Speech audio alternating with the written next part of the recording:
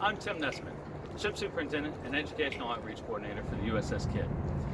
Welcome to KIDD Bits, the museum's educational resource series for teachers and students. You know, one thing that's caused confusion for folks is that the U.S. Navy and foreign navies will reuse names, recycle them for different ships throughout their history. The name USS Enterprise, for instance, has passed on to 8 or 9 different ships throughout the history of the U.S. Navy and at least 15 vessels throughout the history of Britain's Royal Navy.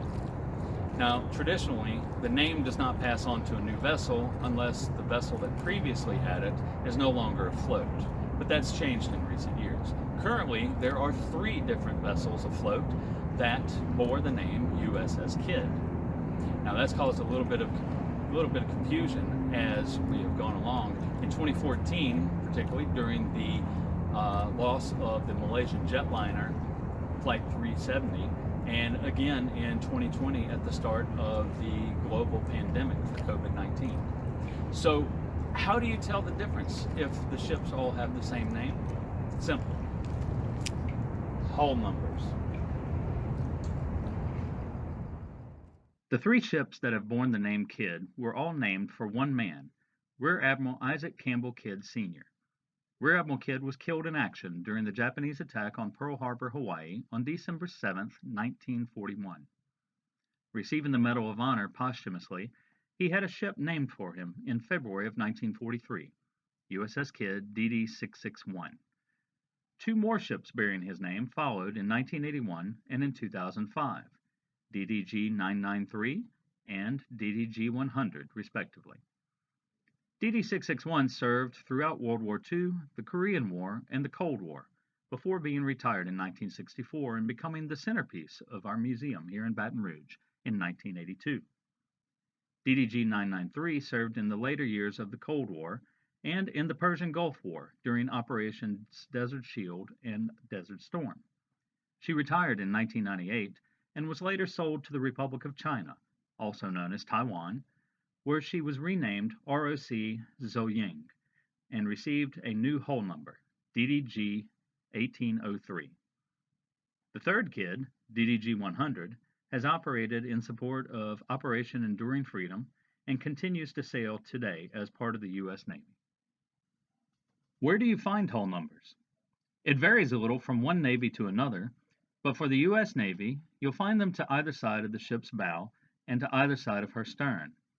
Aircraft carriers have them located on the side of the island, that's the tall structure atop the flight deck, and on the flight deck itself for pilots to see. The size of the hull numbers depends on the time period that the ship served or is currently serving, and whether the country was in a state of war or not. During World War II, DD-661's hull numbers were fairly small on her bow, as defined by naval camouflage standards of the time, meant to make it harder for them to be seen and allowing the enemy to distinguish between ships and potentially track their movements. Later, in the Korean War, the Cold War, those standards changed and the hull numbers became larger. So what are hull numbers? Simply put, they're a system used to delineate between one ship and another. While navies may reuse certain names like Bainbridge, Farragut, Decatur, or Preble, they can never reuse a hull number.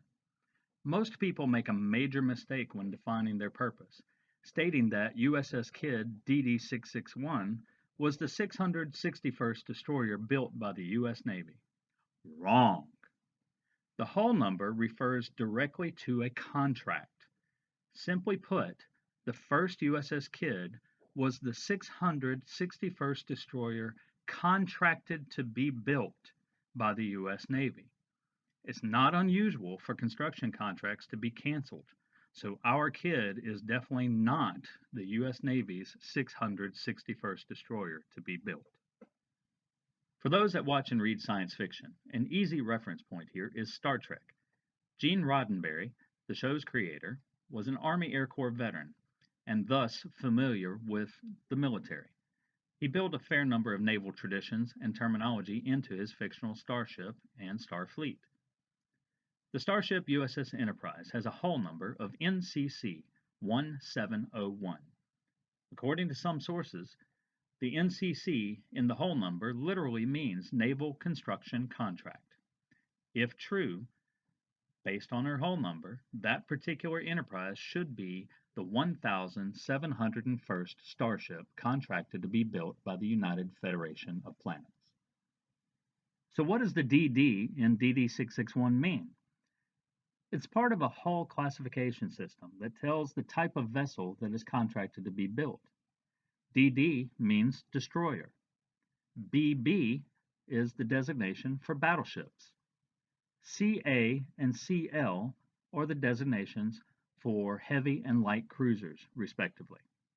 CV is the designation for aircraft carriers. SS is the designation for submarines, not to be confused with the SS that precedes a ship name, like SS Normandy. That is a different system that we can discuss in a later video. AT is the designation for tugs, and AO is the designation for oilers. Some of these hull classifications can change with technological advancements. The second and third KIDDs are both DDGs. The G indicates that they are guided missile destroyers, employing missiles as their primary weaponry. Aircraft carriers, submarines, and cruisers all eventually came to be nuclear powered, which added an N to their hull classification. In the early Cold War years, some destroyers were permanently converted for specific missions, such as radar pickets, DDR, escorts, DDE, and minesweepers, DMS, just to name a few. Why are hull numbers important to ships? It all lies in their uniqueness. No two ships have the same hull number, though they may share a name if they are from different eras. The World War II USS KIDD has often been mistaken and misidentified as the modern Arleigh Burke-class USS KIDD by the mass media in recent years, simply because of the name, with reporters not understanding that the differing hull numbers identify different ships. So there you have it. Now when you hear USS KIDD, you'll know to ask which one, and you'll be able to tell the difference between the three of them. I hope you've enjoyed this episode of Kid Bits. The USS KIDD Veterans Museum is a non-profit educational organization that receives no regular state or federal funding. To book your next field trip, or your next overnight camping experience, or to access our teacher resources, click on the links down below. And remember to hit that subscribe button. Thanks for watching. We'll see you next time.